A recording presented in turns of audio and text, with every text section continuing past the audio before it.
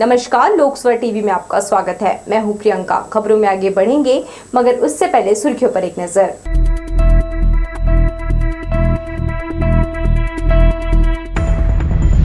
अंधमुख बधिर स्कूल के बच्चों को किया जा रहा प्रताड़ित, कलेक्टर से की गई शिकायत। 7 सूत्रीय मांगों को लेकर डाक कर्मचारी संघ उतरा सड़क पर, मांग मनवाने करो या मरो का प्रण।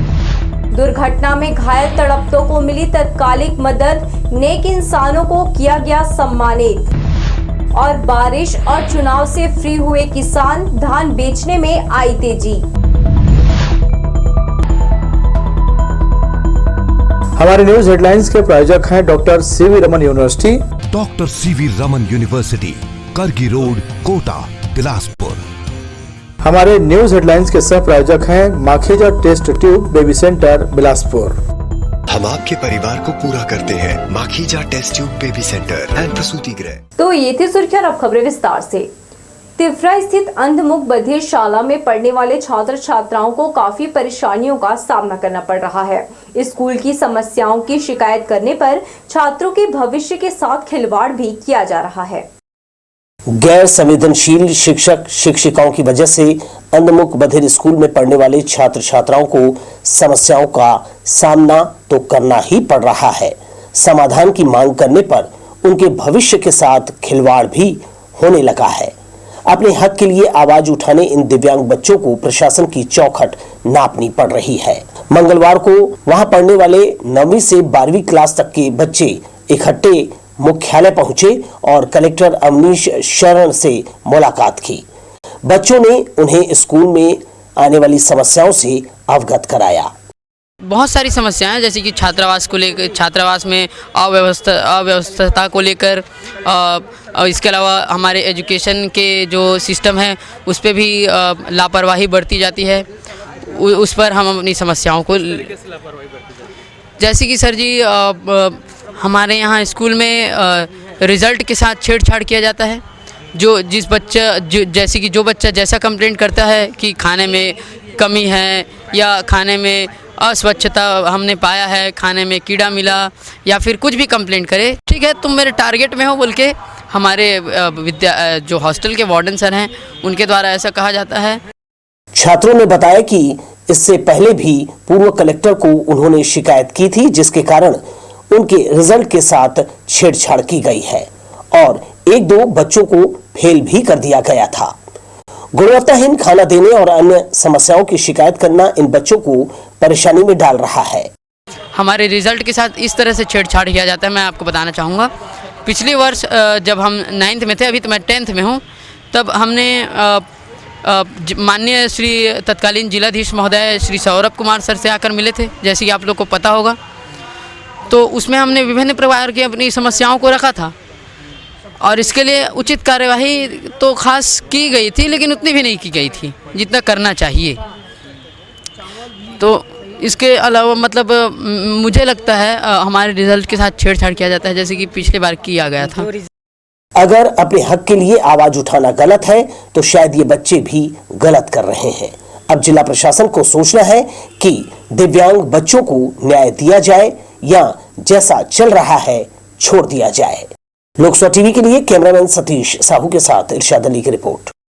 बेहतर स्वास्थ्य के लिए आयुर्वेद कॉलेज में इन दिनों वार्षिक खेल कूद का आयोजन किया गया है। भावी डॉक्टर यहां विभिन्न खेलों में भाग लेकर अपनी प्रतिभा का प्रदर्शन कर रहे हैं। इंडोर और आउटडोर खेल में बैडमिंटन, वॉलीबॉल, चेस, कैरम प्रतियोगिता को लेकर प्रतिभागियों में खासा उत्साह है। वार्षिक खेल कूद का आयोजन करने महाविद्यालय प्रबंधन ने समिति को जिम्मा दिया है। वाहनों की संख्या दिन ब दिन शहर में बढ़ती जा रही है। 4 व्हीलर हो या 2 व्हीलर, दोनों ही की संख्या बढ़ी हुई है। सड़क सकरी होने की वजह से यहां अक्सर जाम की स्थिति निर्मित होती है।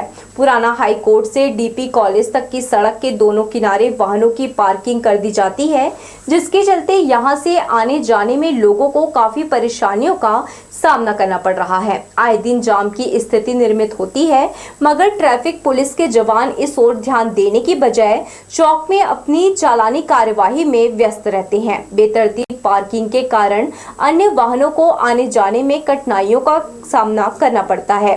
वहीं शाम होते ही यहां वाहनों की लंबी कतारें भी लग जाती है। कलेक्टर अवनीश चरण ने मंगलवार को समय सीमा की बैठक ली। बैठक में विकसित भारत संकल्प यात्रा की तैयारियों की समीक्षा के साथ अधिकारियों को आवश्यक निर्देश दिए। जिले में 14 दिसंबर से विकसित भारत संकल्प यात्रा शुरू होगी। साइंस कॉलेज मैदान में होने वाले मंत्रिमंडल के शपथ समारोह का सीधा प्रसारण शहर से लेकर गांव तक किया जाएगा। इसके लिए संबंधित अधिकारियों को जरूरी तैयारियों के लिए निर्देश दिए गए हैं। शपथ ग्रहण समारोह जिला स्तरीय लाइव कार्यक्रम लखीराम ऑडिटोरियम में किया जाएगा। कलेक्टर ने ध्वनि प्रदूषण और नर्सिंग होम से संबंधित शिकायतों पर तत्काल कार्यवाही करने के लिए सभी एसडीएम को निर्देशित किया। धान खरीदी, एयरपोर्ट की कमियों को दूर करने कहा गया। केंद्रीय स्तर पर बातचीत में सहमति नहीं बनी, जिसके बाद ग्रामीण डाक सेवक हड़ताल पर चले गए। देशव्यापी बेमुद्दत हड़ताल में छत्तीसगढ़ के लगभग 7000 जीडीएस शामिल हैं। मुख्य डाकघर के पास संभाग से आकर आंदोलनकारी जुट गए हैं। संभागीय डाक कार्यालय के सामने हड़ताल पर बैठे ग्रामीण डाक सेवकों में केंद्र सरकार के खिलाफ आक्रोश है। सरकार के खिलाफ नारे लगाते हुए उन्होंने अपनी मांगे पूरा करने आवाज उठाई।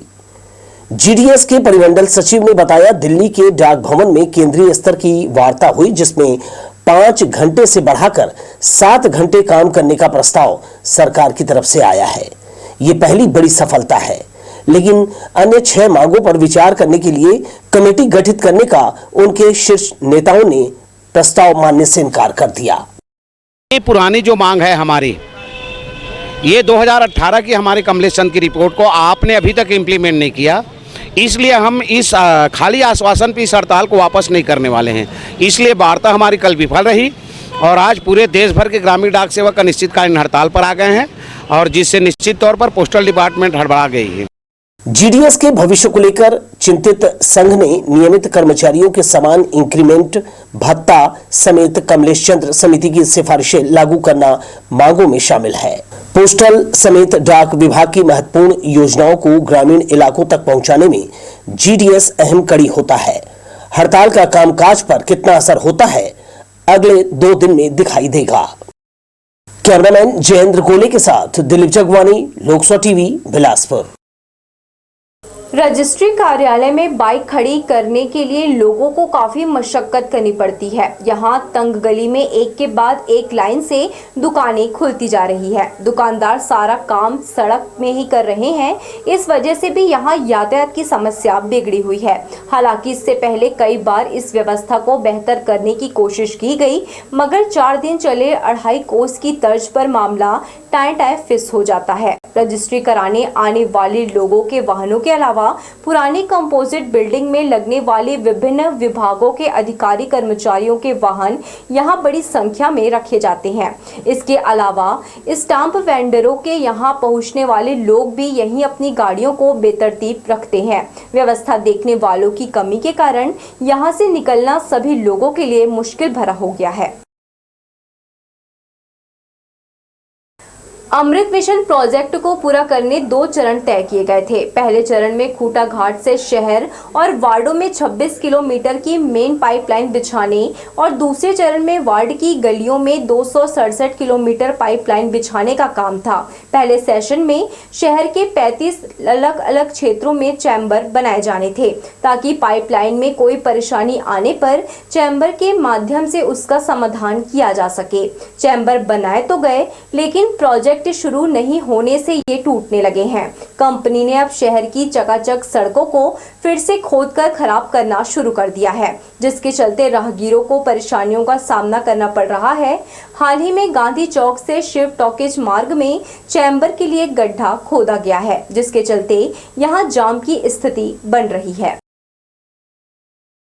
बिलासपुर कलेक्टर ने मंगलवार को कई फरियादियों से मुलाकात कर उनकी समस्याएं जानी। तखतपुर विकासखंड के ग्राम जोंकी निवासी राकेश कुमार तिवारी ने उनसे मिलकर मुआवजा नहीं मिलने की जानकारी दी। श्री तिवारी ने जिला प्रशासन को बताया कि प्रधानमंत्री सड़क योजना तहत उनकी निजी कृषि भूमि 1.5 एकड़ जिसे उन्हें बिना जानकारी के अधिग्रहण कर उस पर सड़क बना दी गई है, जिसका व्यावसायिक उपयोग कोलवासरी के लिए किया जा रहा है। मांग किए जाने पर आज तक उन्हें उनकी जमीन का मुआवजा नहीं दिया गया है। कलेक्टर से उन्होंने गुहार लगाई है कि शासन के नियमों के तहत उनकी जमीन का मुआवजा उन्हें दिया जाए।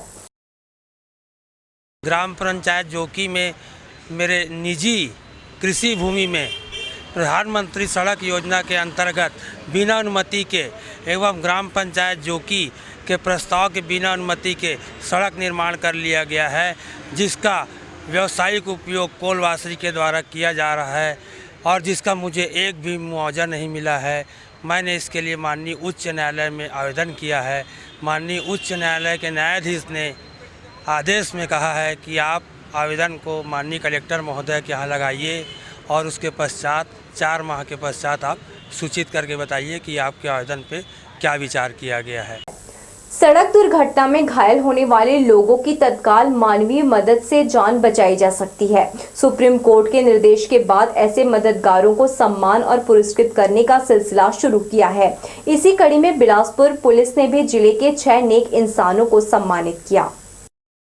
सड़क हादसे के बाद तड़प रहे घायलों को हर इंसान बचाना चाहता है, मगर पुलिस और कोर्ट कचहरी के चक्कर से बचने उनकी मदद लोग नहीं कर पा रहे। लगातार हो रही दुर्घटनाएं और इसमें घायलों को मदद पहुंचाकर बचाने की मुहिम रंग ला रही है। इस दौरान ऐसे लोगों की परेशानी को ध्यान में रखकर सुप्रीम कोर्ट ने मददगार हाथों को कोर्ट कचहरी या पुलिस के चक्कर काटने की बजाय उन्हें पुरस्कृत और सम्मान देने का निर्देश दिया था। यही कारण है कि अब सड़क दुर्घटना के बाद तत्काल घायलों की मदद के लिए कई लोग सामने आ रहे हैं। बिलासपुर जिले में पिछले कुछ महीनों में ऐसे कई घायल लोगों की जान बचाई है।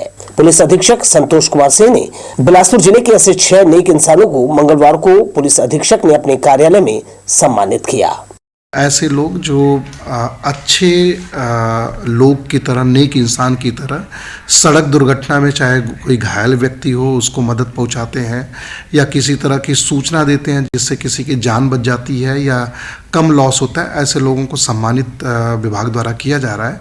आज 6 ऐसे लोगों को जो विभिन्न जगहों पे एक्सीडेंट के समय अच्छा काम किए थे, ऐसे नागरिकों को सम्मानित किया गया, उनको प्रमाण पत्र दिया गया। बाकी लोग भी इससे प्रेरित हों और सड़क पे अपने जो सहयात्री हैं, अगर वो कहीं कोई घटना देखते हैं, दुर्घटना देखते हैं, तो उनकी मदद करें। सड़क दुर्घटना में घायलों की मदद करने वाले 6 ऐसे लोगों को चिन्हित कर, जिन्होंने वास्तव में मौके पर पहुंचकर उनको हॉस्पिटल पहुंचाया था, आज उनको गुड सैमरिटन जो नेक इंसान कहते हैं, उसके तहत हमारे पुलिस अधीक्षक महोदय के द्वारा प्रमाण पत्र और मोमेंटो देकर सम्मानित किया गया, जिससे आम जनता में भी ये प्रचार हो सके।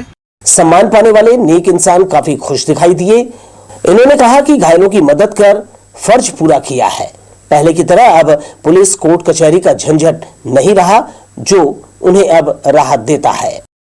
एसपी सर द्वारा हम लोग का गुड सैमरिटन के तौर पर सम्मानित किया गया हमें, और हमें बहुत खुशी है कि इस सम्मान से हमें नवाजा गया।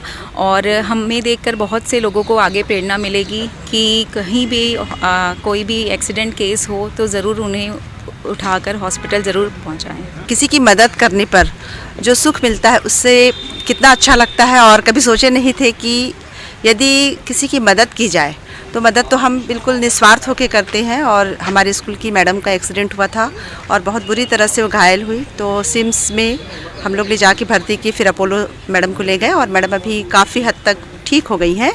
और ये एसपी सर द्वारा जो पहल की गई, जो इनाम है, जो गुड सैमरिटन का जो दिया जा रहा है, ये बहुत अच्छी पहल है। इससे लोगों को मदद करने के लिए प्रेरणा मिलेगी। ऐसे मामलों में अक्सर ये देखा गया है कि कोर्ट पुलिस थाना के झंझट की वजह से कोई भी घायलों की मदद नहीं करना चाहता था, लेकिन अब सुप्रीम कोर्ट के दिशा निर्देश के बाद इन परिस्थितियों में काफी बदलाव आया है।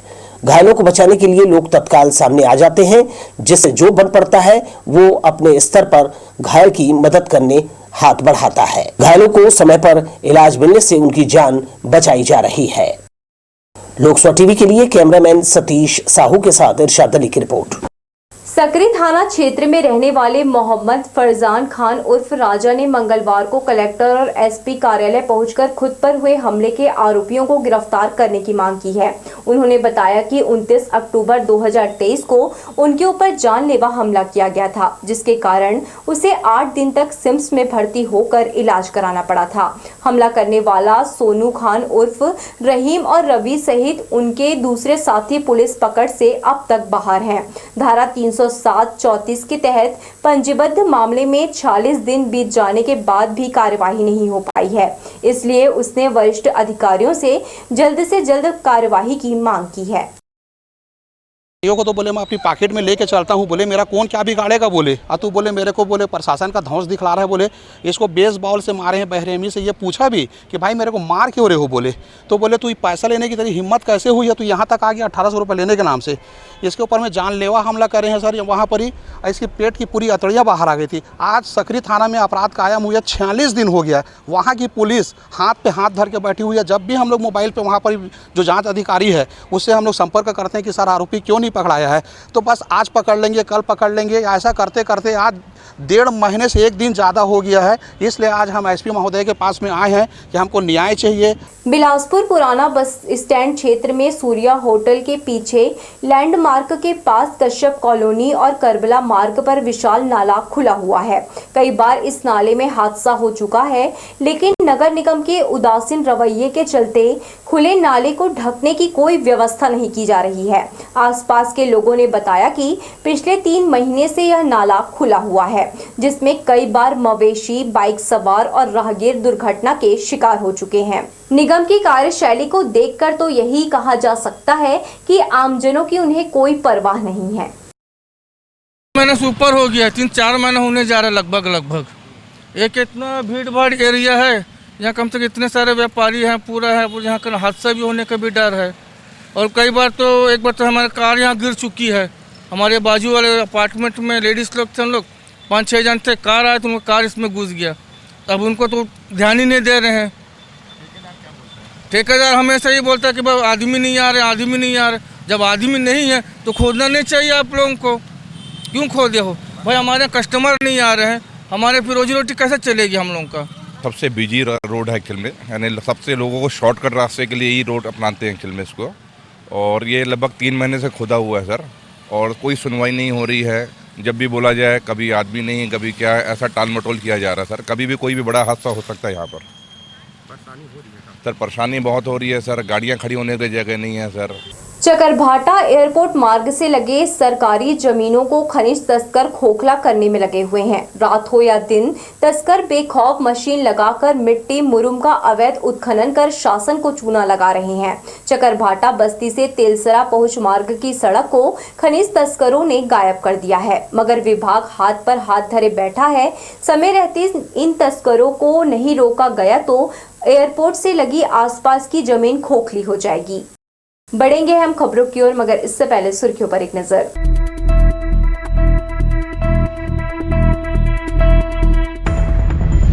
अंधमुख बधिर स्कूल के बच्चों को किया जा रहा प्रताड़ित, कलेक्टर से की गई शिकायत। 7 सूत्रीय मांगों को लेकर डाक कर्मचारी संघ उतरा सड़क पर, मांग मनवाने करो या मरो का प्रण।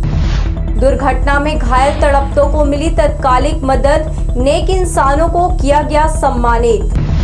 और बारिश और चुनाव से फ्री हुए किसान, धान बेचने में आई तेजी।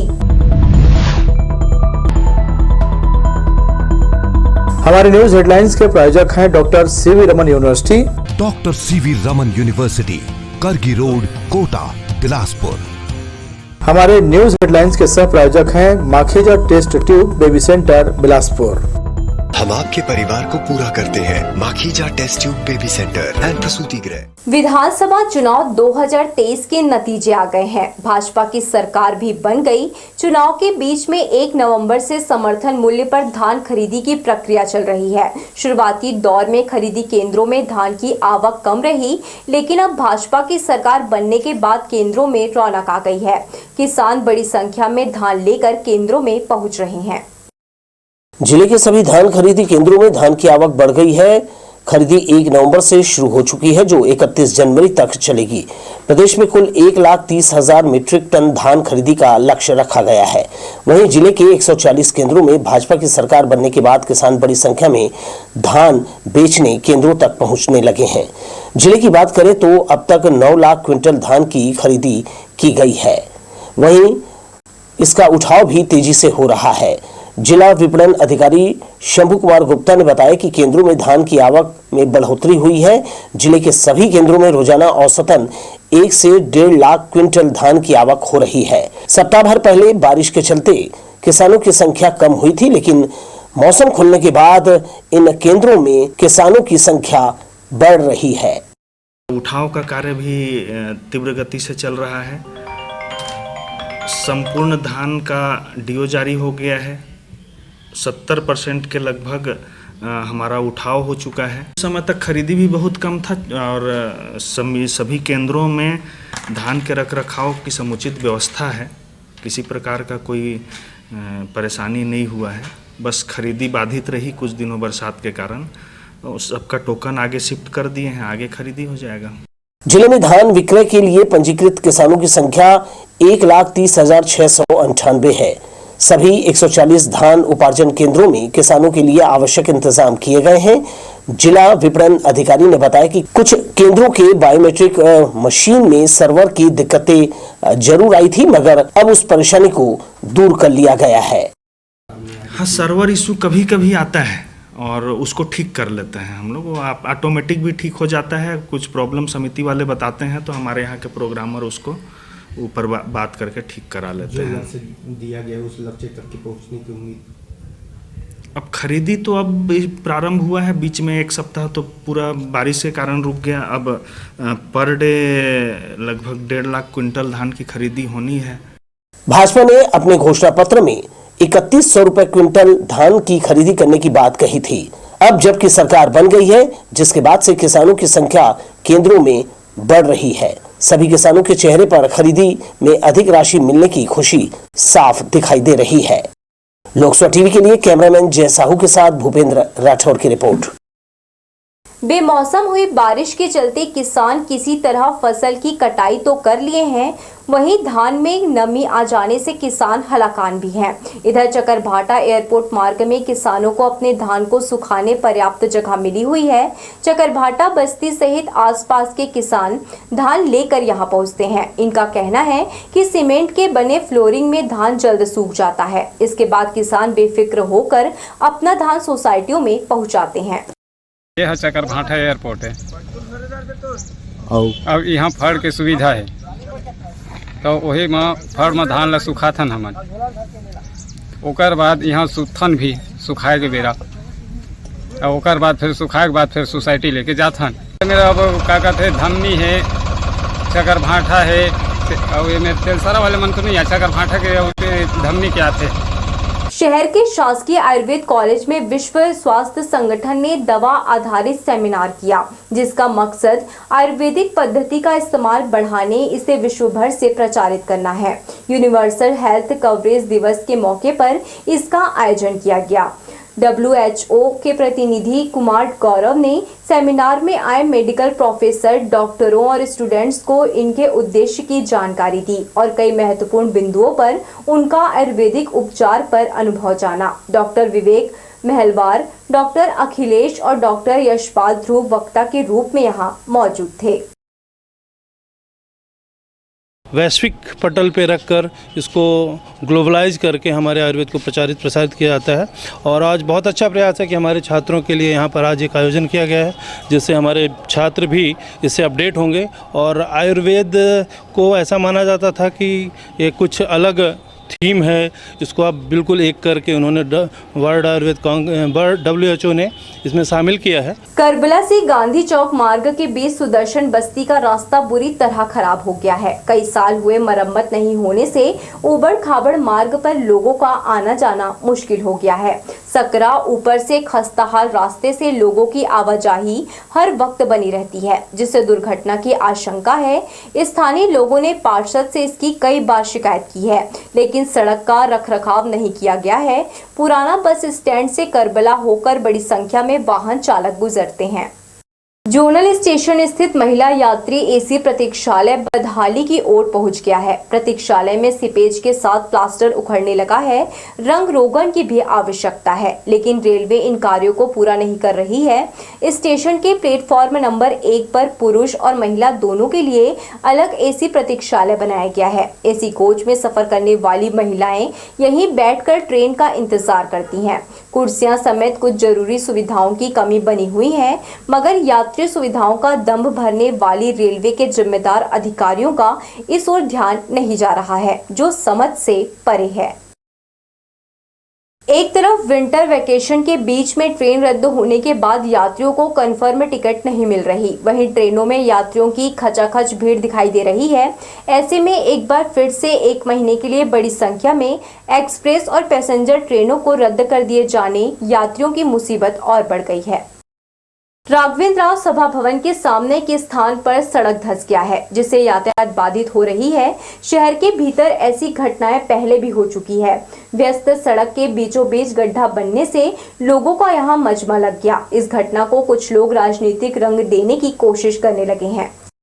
तो ये थी हमारी लोकसभा टीवी की तमाम खबरें। अगले बुलेटिन में आपसे फिर होगी मुलाकात। तब तक के लिए पूरी टीम के साथ प्रियंका को दीजिए इजाजत। नमस्कार।